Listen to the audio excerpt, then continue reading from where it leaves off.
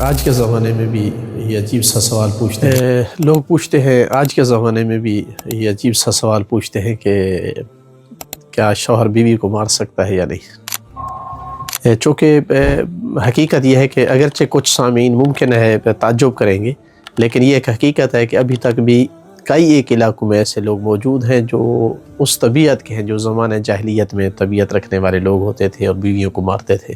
بہرحال فقہی حوالے سے جو مسئلہ ہے کہ بیوی کو مارنا اپنے غصے کو ٹھنڈا کرنے کے لیے حرام ہے، جائز نہیں ہے.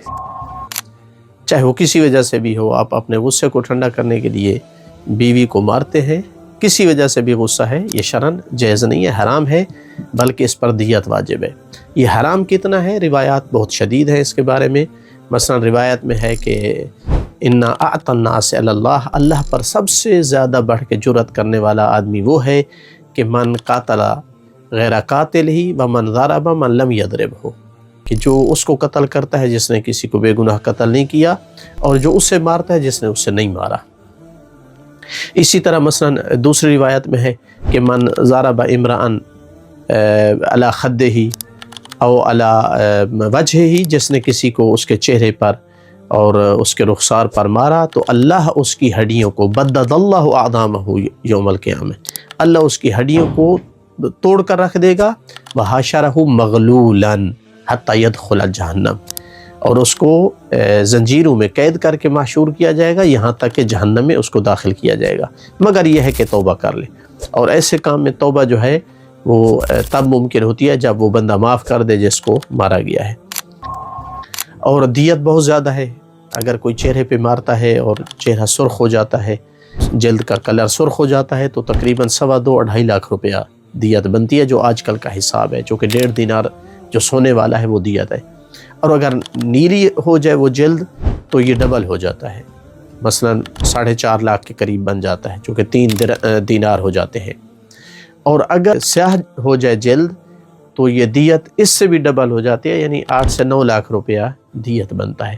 اور پھر حساب کرنا ہوگا جس نے ایک سے زیادہ دفعہ مارا ہے کہ کتنی دفعہ مار چکا ہے اور وہ ٹوٹل کتنی دیت بنتی ہے. تو توبہ کرنی ہوگی تو پہلے دیت دینی ہوگی اور پھر اللہ تعالیٰ سے اس گناہ کی معافی مانگنا ہوگی. لہٰذا شریعت میں، اسلام کی روح میں بیوی کو اسی طرح حقوق دینے جس طرح کسی عام مومن مسلمان کے حقوق ہیں، یعنی جس طرح ان کو اذیت کرنا، ان کو مارنا، ان کی اہانت کرنا حرام ہے، اسی طرح بیوی کے ساتھ بھی اس طرح کا رویہ رکھنا شرعاً جائز نہیں ہے. اور خبردار کہ کوئی بندہ کومنٹس میں یہ لکھے کہ جی قرآن میں تو لکھا ہوا ہے کہ بیوی کو مارا جا سکتا ہے. دیکھیں قرآن کو اہل بیت علیہ الصلوۃ والسلام سے زیادہ کوئی نہیں سمجھتا، اور ان کے بعد فقہاء سے زیادہ کوئی نہیں سمجھتا. وہ ایک خاص حالت ہے، خاص کیفیت ہے، خاص وجہ اور سبب ہے. 100% جو مارا جا رہا ہے بیویوں کو وہ اس وجہ سے نہیں مارا جا رہا، اس صورت میں اور اس کنڈیشن میں نہیں ہے کہ جو قرآن کی آیت ہے، وہ ایک خاص مورد میں ہے. جو 100% لوگ مار رہے ہیں وہ ظلم کر رہے ہیں. اسلام میں واجب کیا گیا ہے کہ یا تو بہترین اور اچھے انداز میں بیوی کو رکھیں یا اس کو اچھے انداز میں رخصت کر دیں. مار پیٹ کرنا یہ زمانہ جاہلیت کے جاہل لوگوں کا وتیرہ تھا. یہ کسی اہل ایمان صاحب اخلاق دیندار آدمی کا طریقہ کار نہیں ہے.